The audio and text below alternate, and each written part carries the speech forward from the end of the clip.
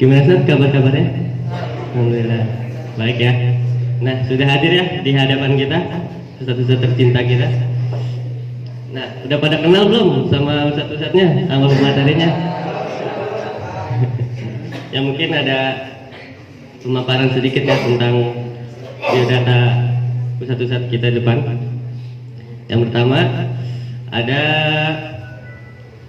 Ustaz Hanhan.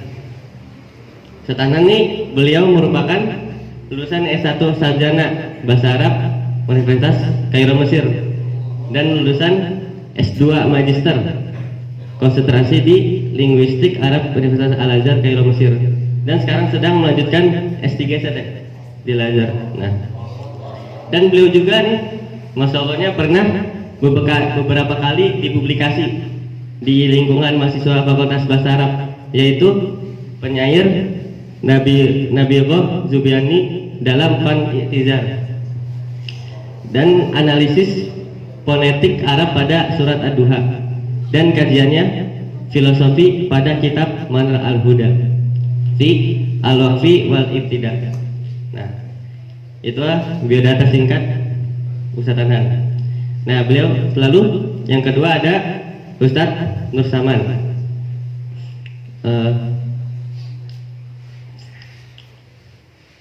Ustaz Nur Saman ini beliau merupakan lulusan program pengkaderan Multi Darul Ifta Republik Arab Mesir. Lalu program pasca sarjana Tamhidi. Lalu selanjutnya lulusan S2 jurusan Fikih Perbandingan Syariah wal Qanun. Lalu sekarang sedang menjalani S3 Fakultas Syariah wal Qanun Universitas Al-Azhar. Nah, lalu beliau juga pernah menjadi pengajar Madrasah Aliyah unggulan bertaraf internasional Maudi Cirebon Januari Juli 2020. Nah, itu Ustaz Hanhan. Lalu selanjutnya ada Ustaz Trio yang di sebelah saya ini.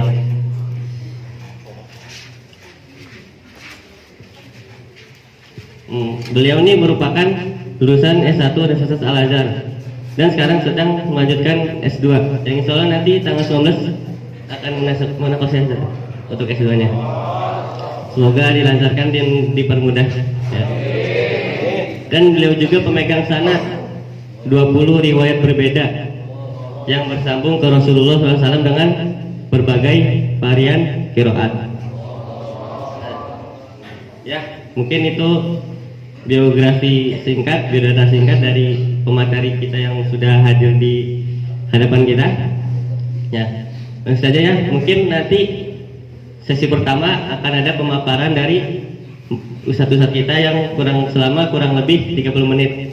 Lalu sesi kedua ada sesi tanya jawab dengan moderator. Lalu sesi ketiga ada tanya jawab dengan peserta. Ya. Untuk itu mungkin pada kesempatan kali ini untuk penyampaian pemateri pertama insya Allah akan disampaikan oleh Ustaz Hanhan, yaitu tentang kitab-kitab rujukan di kuliah Lugo. Ya, mungkin langsung aja dipersilakan.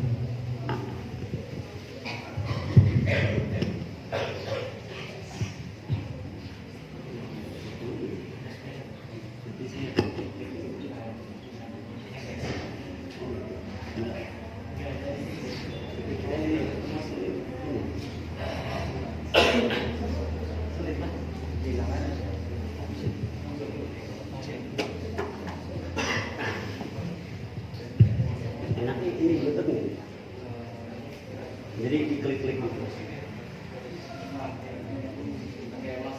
Ya, Bluetooth.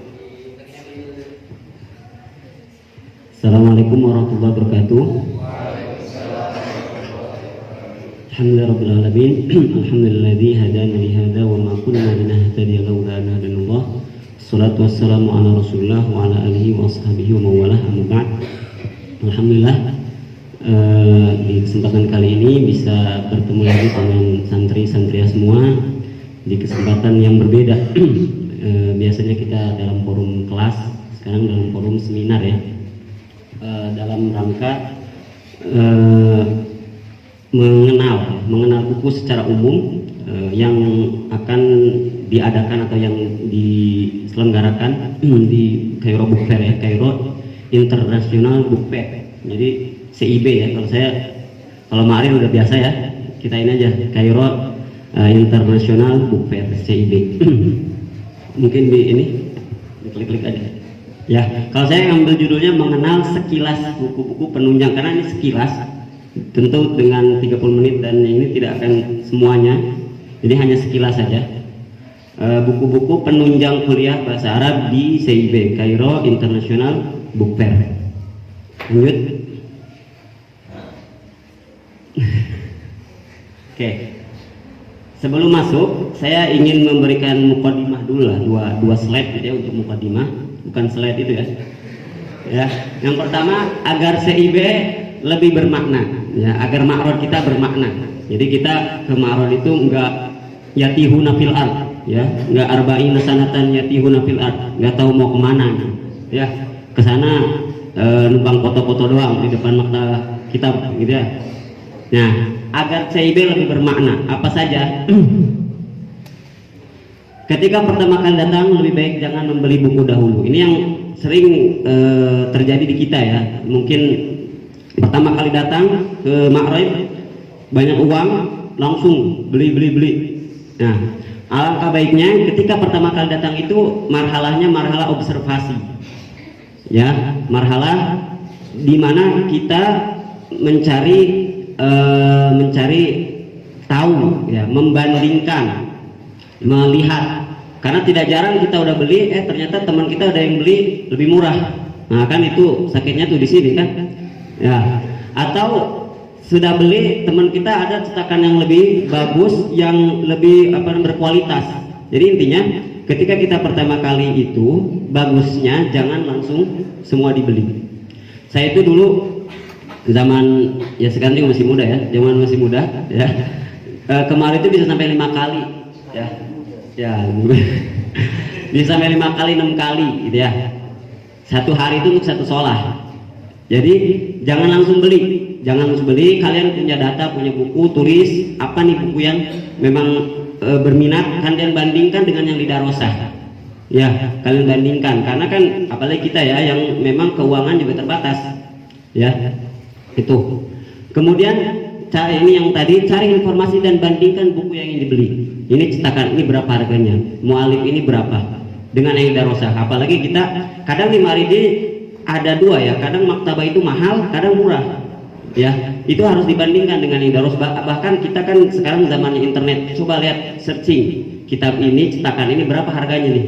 Ya, di shop-shop online, sub.com berapa harganya di situ. Ya, jadi jangan terlalu bernafsu gitu untuk wah saya punya uang hari pertama aja udah dibeli semua. Nah, lebih baik jangan seperti itu. Kemudian tentukan budget ya, budget keuangan. Berapa keuangan yang kamu punya, sesuaikan dengan kitab yang kalian inginkan. Dan saya prinsip saya gitu ya. Pokoknya setiap bulan itu saya harus beli kitab. Apapun itu, yang jelas punya budget khusus untuk apa? Kitab. Selama budget memadai, jangan berpikir lama, belilah buku, ya. Karena buku itu bukan kayak iman kita ya, naik turun, tapi kayak minyak, Pertamina, per tahun minyak naik, ya. Hari ini harganya 1.000 won, tahun depan bisa 1.500, ya. Jadi kalau memang budget kita cukup, ada uang, langsung beli, jangan berpikir, karena ada syubhat gitu ya, kenapa kita beli buku banyak gak perlu dibaca, ada yang seperti itu ya. Iya, itu min wijhatin nazar gitu ya, tapi kita pikir lagi cepat atau lambat buku itu apapun itu akan bermanfaat bagi kita. Kalaupun kita nggak baca, turunan kita akan baca ya. Kalaupun kita nggak baca, yang jelas jangan begitulah orang itu untuk memberikan kesan untuk tidak itu seperti itu, akhirnya nggak beli gitu. Akhirnya nggak beli. Biarkan orang bilang seperti itu, yang jelas kita beli dulu karena mau atau mau, apalagi kita sebagai sebagai ustadz gitu ya, itu cepat atau lambat pasti membutuhkan sebagai referensi rujukan. Jadi jangan termakan subhat seperti itu. Kenapa beli capek-capek, gak pernah dibaca kok, buat ini aja buat pajangan, buat nakut-nakuti mertua katanya. Ya nanti kalau itu ya, intinya selama budget memadai, kalian harus beli, jangan berpikir lama, karena itu tiap tahun itu naik harga itu kitab itu selalu naik, nggak ada ceritanya turun, nggak ada. Kemudian utamakan buku yang penerbitnya bukan berasal dari Mesir. Kalian capek-capek ke Darussalam tiap hari kan, kesananya kemarin belinya di Darussalam, sama aja.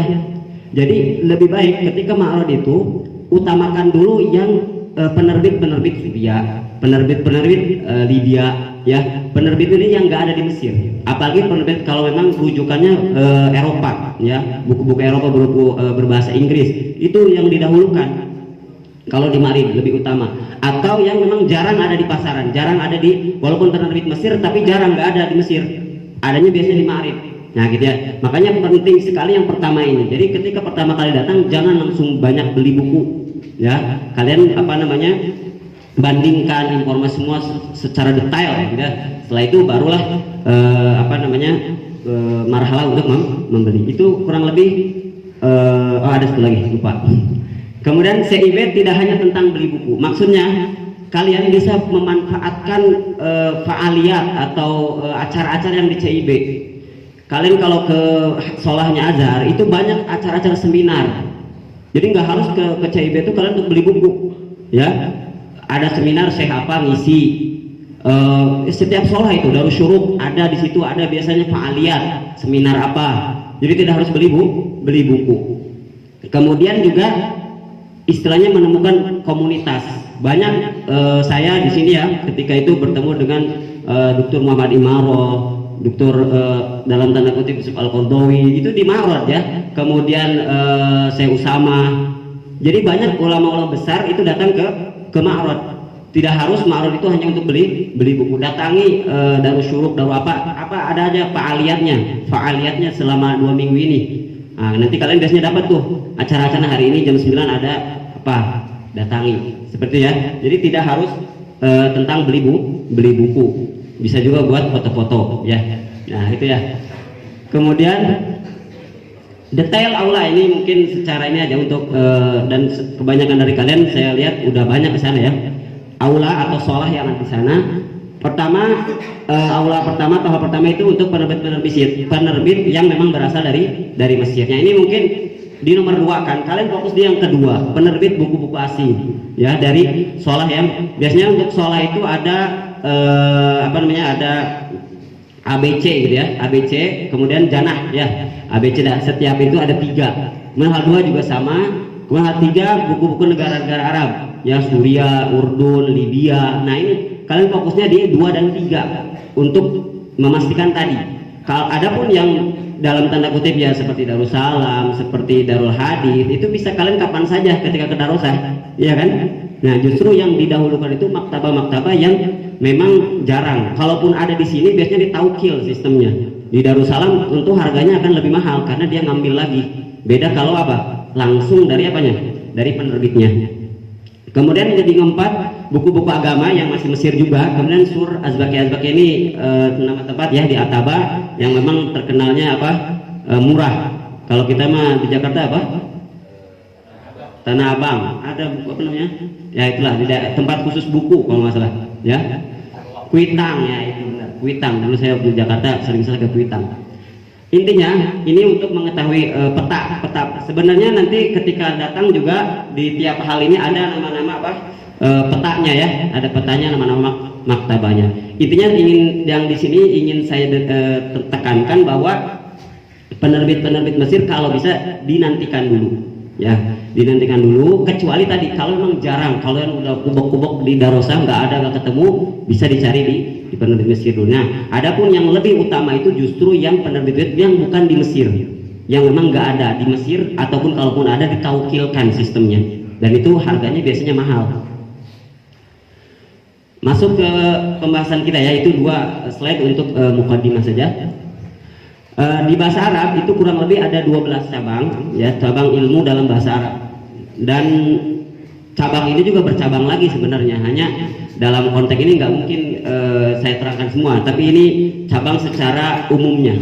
Yang pertama biasanya ilmu lughah, kemudian ilmu nahwu, ilmu sharf, ilmu istiqaq, ilmu al-arud, ilmu al-qawafi, ilmu qard asy-syi'ri, ilmu qawanil kitabah, ilmu insya. Nah, dari 8 ini ilmu nazari, teori ya, ilmu teori, ilmu al-qawaid.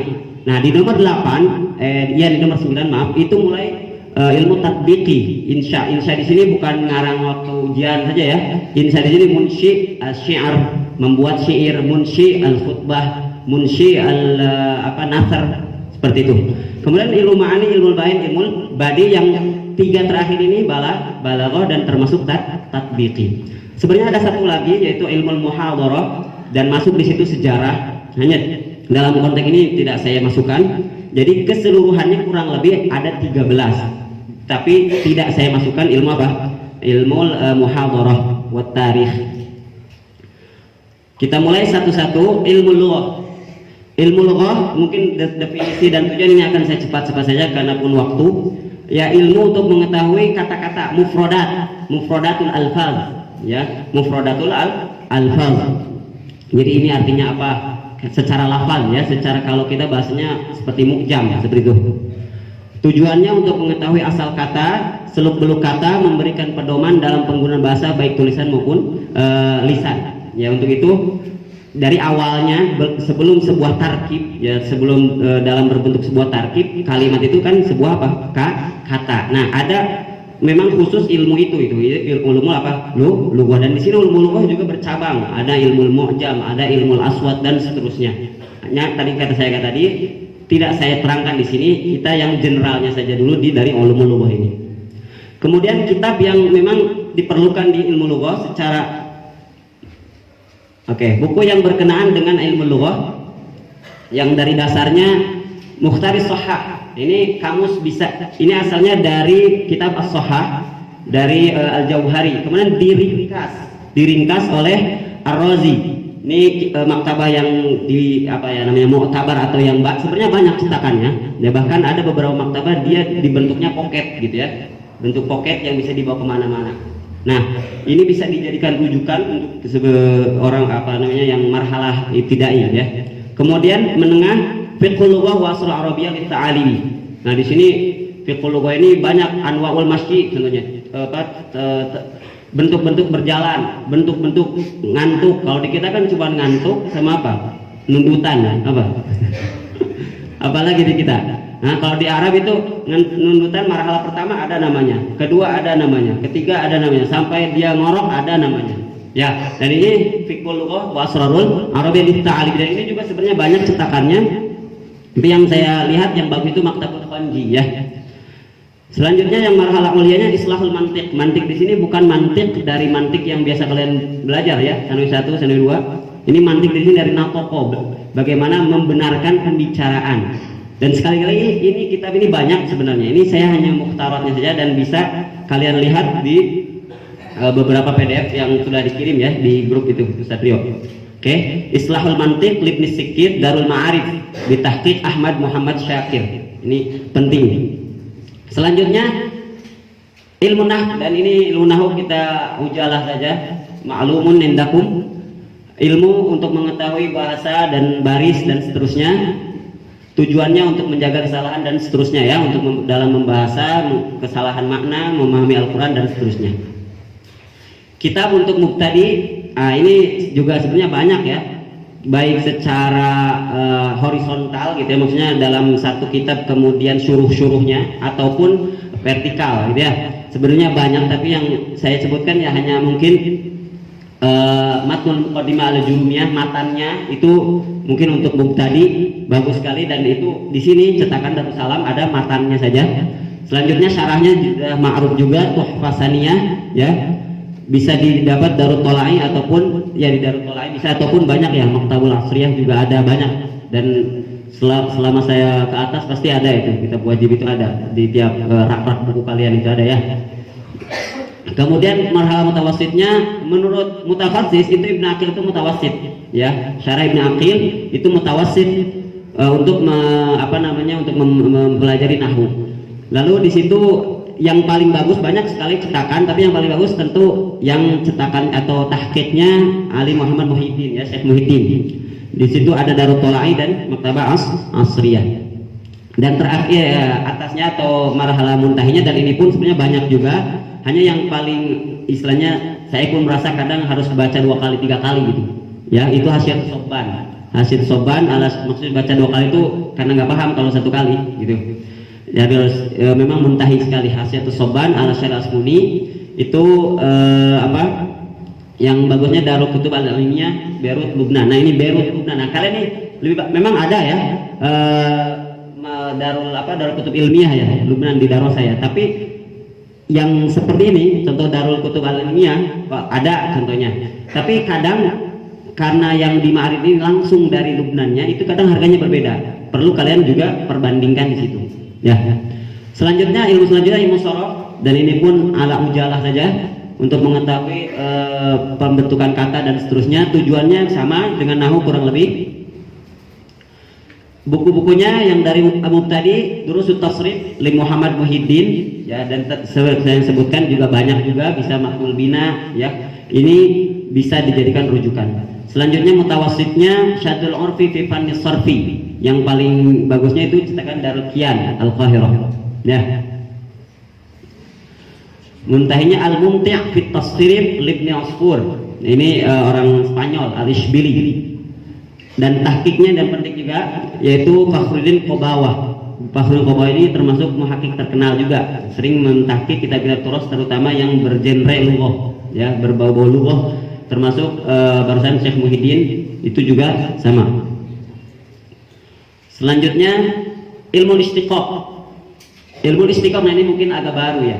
Sebenarnya kurang lebih ilmu istiqaq itu seperti ilmu shorof juga dalam pengambilan asli kata. Hanya bedanya kalau ilmu istiqaq di ilmu shorof itu hurufnya sama, maknanya sama, tulisannya pun sama. Alima, alim, ma'lum sama ya. Nah, kalau di ilmu istiqaq ini lebih besar lagi, karena istiqaq itu ada 3 kurang lebih, ada istiqaq shogir, dan shogir itu yang shorof. Ada istiqaq kabir. Nah, kabir itu satu kata yang ininya sama gitu, hurufnya sama tapi beda posisinya saja. Baroja, rojaba, jaroba ya, terus apa lagi, dibulak balik. Dan bagusnya bahasa Arab itu kata itu ketika dibulak balik tapi punya makna secara umum. Sebentar dulu nunggu adzan.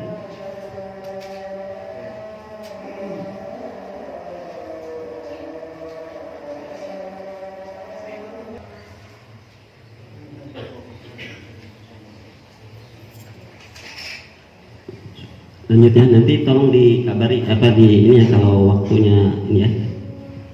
Ya, kita kembali lagi, ilmu istiqaq ini kurang lebih sama dengan ilmu shorof, hanya lebih luas lagi. Nah, lebih luas lagi.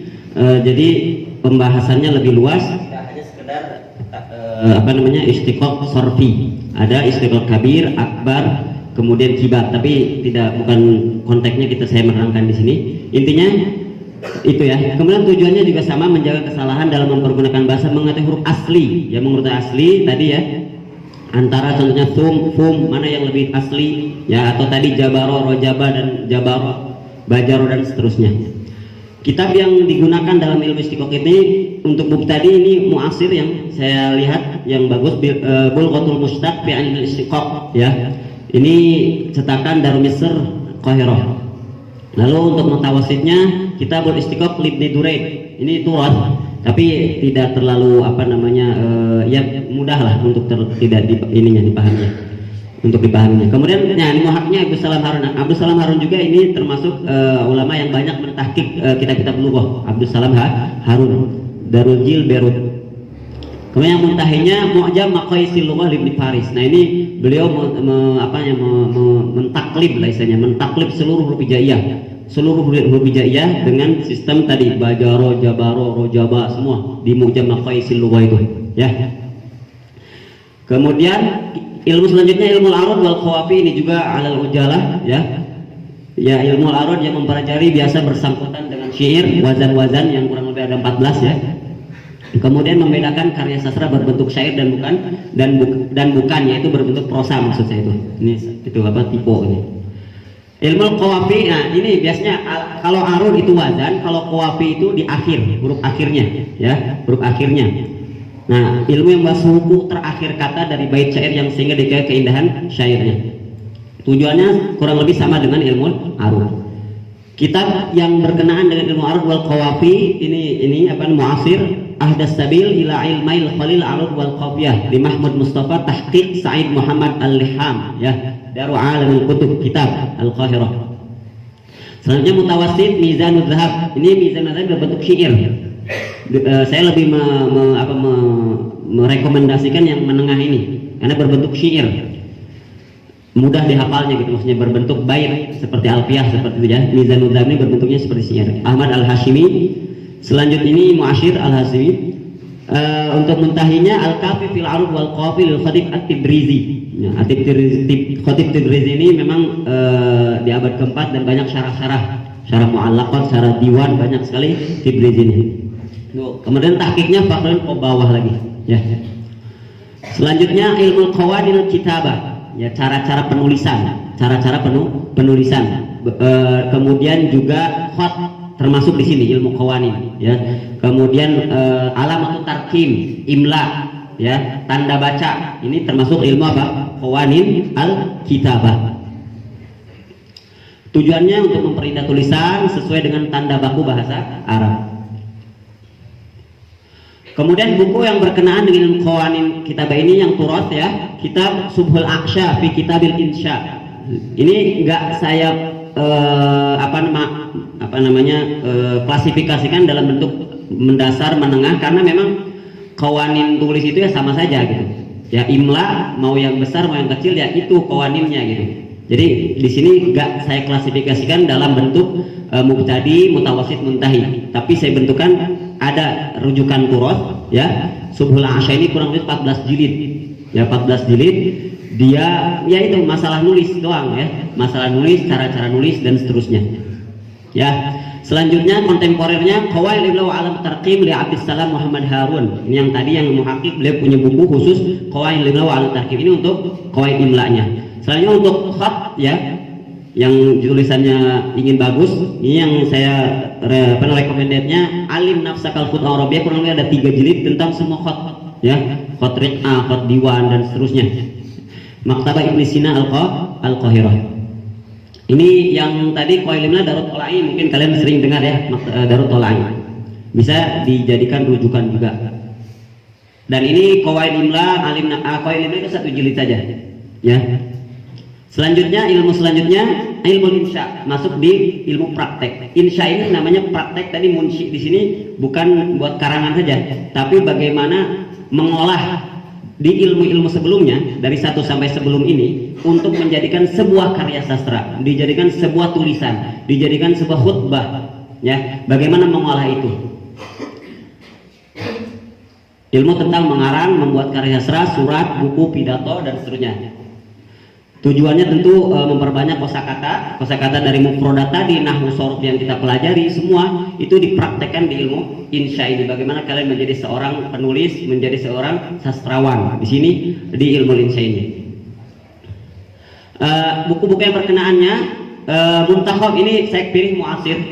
Sebenarnya secara ini kalian bagaimana membaca banyak karya-karya sastra ya, dari Al-Muntakhab min Adabil Arab, dari asr jahili, asr sampai asal kontemporer ya, muasirin itu kurang lebih ini ya, salah satunya di buku ini. Dan ini muasir, muntakhab pilihan dari adab-adab, dan juga penulisnya banyak. Dan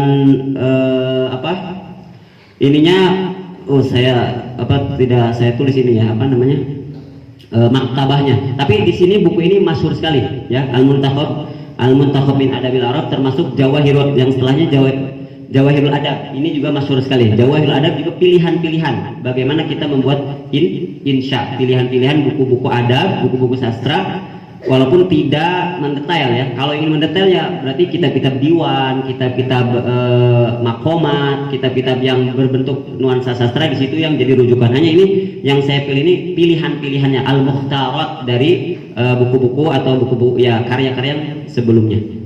Kemudian yang ininya, yang muntahinya, dan ini pun banyak sebenarnya, yang paling jadi apa namanya salah satu pilihan saya itu Al-Bayan wa Tabyin. Situ Jahiz walaupun biqadin nazaran yang tiqadnya Mu'tazilah, tapi dalam karya sasanya bagus sekali, bahasanya bagus sekali. Kalian apalagi kita ya yang buka bahasa Arab ini bukan bahasa ibu kita ya, tentu jangankan kita gitu, orang Arab sendiri kadang untuk merangkai kata itu sulit sekali. Nah, apalagi kita yang bukan orang Arab. Nah, jadi banyaklah baca buku-buku bernuansa sastra untuk dapat zauk Arabnya itu.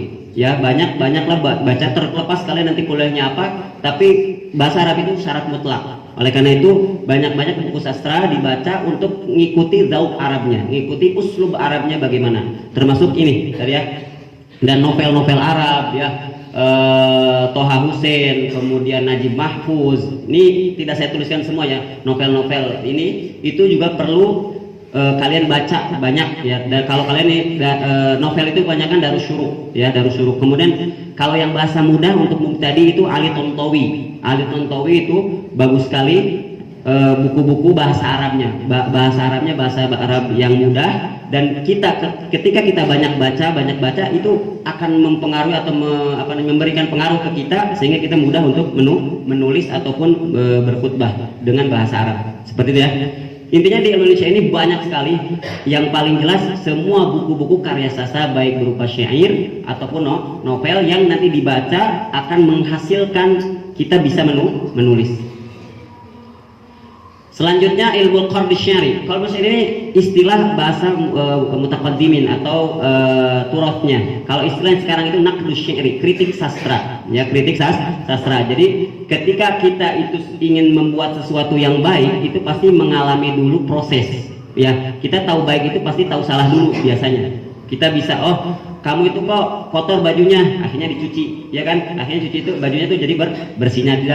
Dalam bentuk sastra ada istilah ilmu naqdi syari, kritik sastra. Ada penyair buat, nah ini salah A, B, C, ya seperti itu. Oke. Ilmu yang membahas pemahaman, penghayatan, penafsiran dan penilaian ini baik dan jelek, gitu ya, naqd kritik sastra dan jeleknya sebuah karya sastra. Tujuannya untuk menjadikan sebuah karya lebih bagus dan indah, karena seseorang itu yang menjadi lebih baik itu dari kritikan biasanya. Kritik yang istilahnya apa? Membangun, ya, yang kita bisa menjadi lebih bagus. Kemudian ilmu-ilmu yang qard syari ini juga tidak saya tidak kelaskan karena memang susah gitu ya. Nggak ada yang untuk mubtadi gitu. Karena memang susah. Ini untuk turasnya Al-Umdah fi Sina'ati Syiri wa Naqdihi Ibnu Rasyid. Ini terkenal sekali ya. Tahqiqnya juga yang terkenal An-Nabawi Abdul Wahid. Kontemporernya fi Naqdil Adabi li Syauqi Dhayyif. Ya, ini guru besar di Jami'ah Qahirah. Banyak buku-bukunya di Darus Syuruk. Ya, di Darus Syuruk dan Darul Ma'arif juga banyak di ini mu'allafatnya. Kemudian An-Naqdul Adabi Usul wa Manahij ini kitab ini maujud, yang enggak ada tuh yang tafsirnya. Tapi kalau berkenaan dengan sastranya banyak di Ma'arif ya.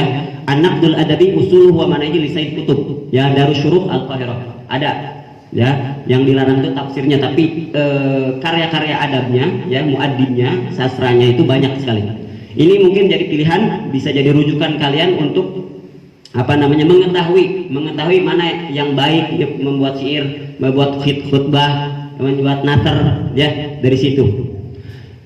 Selanjutnya ilmu balaghah ini 3 kan tadi ya, di terakhir ilmu balaghah al-ma'ani, al-bayan wal badi. Ada yang di ilmu yang tadi itu badi itu ngikut saja ya, aslinya ilmu ma'ani dan bayan. Ilmu ma'ani, ilmu yang mempelajari juga ala ujalah saja. Ilmu ma'ani untuk mengetahui kesesuaian dengan konteks, kita mengatakan sesuatu sesuai dengan konteksnya atau tidak. Ilmu bayan untuk mempelajari cara mengungkapkan sesuatu dengan beda-beda cara, tidak hanya satu cara, tapi bisa dengan tasbih, dengan kinayah, dengan isti'arah dan seterusnya. Itu ilmu apa? Ilmu bayan. Selanjutnya ilmu badi hanya untuk penghias saja, ibaratnya tambah garamnya saja, tambah mecinnya saja, itu ilmu badi, memperindah, mempersajak ya, akhirnya seperti itu. untuk kitab-kitab yang berkenaan ilmu balaghah. Dasarnya ini juga banyak sebenarnya, tapi saya pilih yang Turos, ya, Jawahirul Maknun, dan cetakannya Darul Kutub Al Ilmiyah. Ini kenapa saya yang pilih ini? Karena ini berbentuknya tadi nazom juga, berbentuknya seperti alfiyah, berbentuk seperti, jadi mudah. Walaupun muasirin banyak sekali kitab-kitab balaghah yang muasirin yang mempermudah bahasanya untuk memahami ilmu balaghah ini. Kemudian menengahnya Al-Manhajul Wadih lil Balaghah li Hamid Auni. Ini bisa ini Maktabul Azhar lil Turas, ya, didapatkan. Ini mutawasid, dan sebenarnya Balaghah Wadihah yang Ali Jarim itu juga sebenarnya mutawasid, ya, Balaghah al-Wadihah.